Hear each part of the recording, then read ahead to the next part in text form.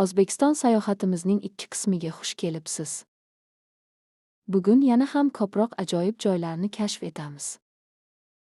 Xivaga tashrif buyuring. Ichan qal'a, ya'ni qadimiy shahar devorlari ichidagi minoralar va madrasalar sizni o'rta asrlar dunyosiga olib boradi. Qo'qon shahrida Xudoyorxon o'rdasini ko'ring.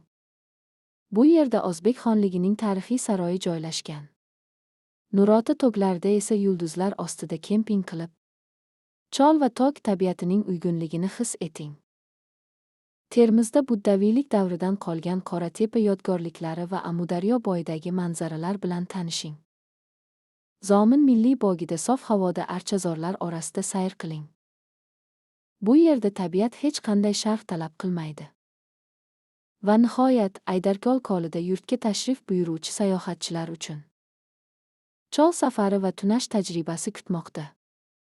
O'zbekiston har safar yangi tomonini ochib beradigan mamlakat.